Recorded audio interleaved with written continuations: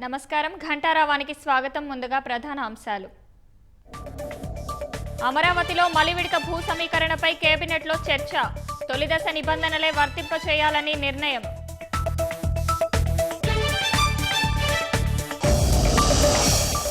పోలవరం బనకచర్లపై అనుమానాలు నివృత్తి చేయాలన్న సీఎం.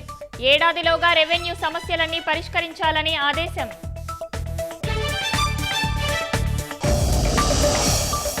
ధరల స్థిరీకరణ నిధి ద్వారా రైతులకు చేదోడు. ప్రత్యామ్నాయ పంటల వైపు ప్రోత్సహించాలని సీఎం సూచన.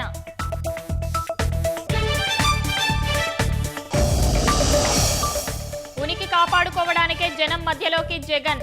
ప్రజలను చంపే పర్యటనలకు అనుమతులెందుకని షర్మిల ప్రశ్న.